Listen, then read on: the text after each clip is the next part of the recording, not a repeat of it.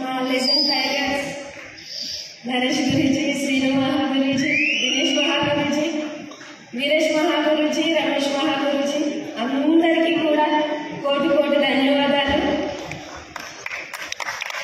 అలాగే మా లెజెండ్ వికాస్ మహా గురించి కూడా గట్టిగా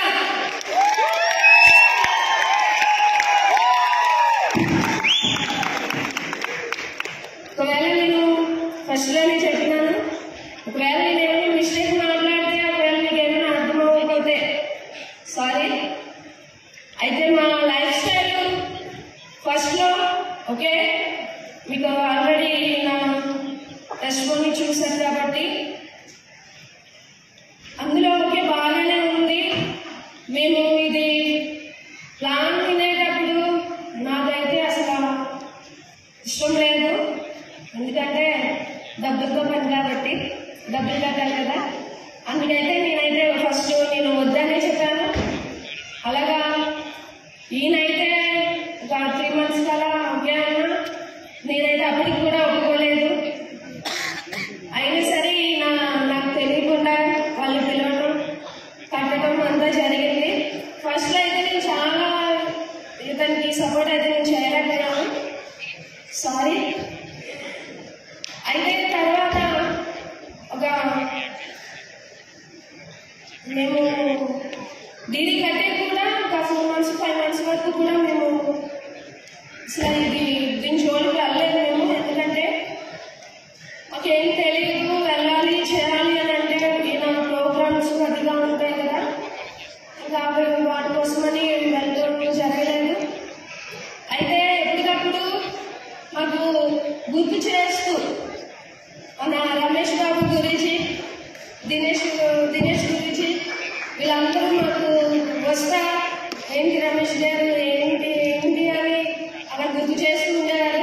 అయినా సరే నేను వాళ్ళు వచ్చినప్పుడు ఈయన్ని ఏంటమ్మా ఎందుకు ఏంటి అని ఈయనైతే నేను అసలు కొంచెం కోపగించుకోవడం అలాగా జరిగేది. అయినా సరే ఈయన ఏమి లేదమ్మా అని సరి చెప్పేవారు. అయితే ఫస్ట్ మేము ఎంటర్ అయిన ఒక 6 monthsకి దిశ వచ్చిందండి. మేము ఫస్ట్ అక్కడికే వెళ్ళాము, బెంగళూరు. అయితే మేము వెళ్ళడం కూడా మాకు ఇష్టం లేదు. అయినా సరే సోము మహా గురించి మాటలు విన్నాక ఎవరు నో అని చెప్పగలరు? అప్పుడే స్టార్ట్ అయింది. అయినప్పటికీ కూడా నేను కొంచెం డబ్బులు పెట్టేది వెనక పెట్టేదాన్ని. ఆ మాటలు గుర్తు ఉన్నా అవును కదా అనుకునేదాన్ని, కానీ ఆ డబ్బులు టైంలో వచ్చేసరికి నేనైతే నో చెప్పేదాన్ని. ఇతనికైతే చాలా వరకు నేను సపోర్ట్ ఇవ్వలేదు. తర్వాత ఏంటంటే ఫస్ట్లో కొంచెం వెడంగా కూడా ఉండేవారు, ఎక్కువ ఇంటికి వచ్చేవారు కూడా కాదు. ఎంటర్ అయిన 1.5 yearకి అలాగా మళ్ళీ నాకు ప్రెగ్నెన్సీ రావడం, మా అబ్బాయి నాకు కడుపులో పడటం, అది ఎంత ఉన్నా సరే నేను ఇంట్లో పట్టించుకోకుండా ఎంత ఉన్నా నేను ఏంటి ఇది అంత అవసరమా, అవును కదా అవసరమా అని అనిపిస్తుంది. లేడీస్కి అయితే కంపల్సరీగా అనిపిస్తుంది. అదే ఈ టైంలో దగ్గర లేకుండా పని బిజినెస్ అని ఎలా పిల్లలు వదిలేసి ఎలా అని నేనైతే చాలా కోపగించుకునేదాన్ని. ఈయనేమో లేదమ్మా వచ్చేస్తానమ్మా, లేదమ్మా వచ్చేస్తానమ్మా, ఇదిగో ఇది తేనా అది తేనా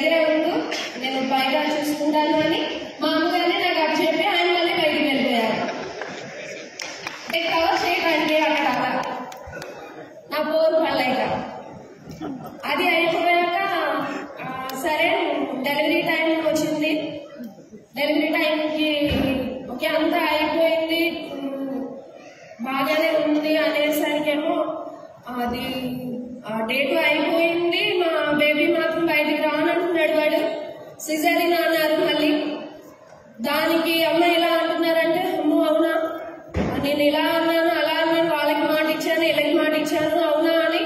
అది కొంత ఇప్పుడు అయ్యో బేబీ రావాలని అని కాదు కానీ 50-50 ఒక 50% మా వైపు ఒక 50% మాత్రం టీం వైపు ఉండేది ఆయన మైండ్ అంతా.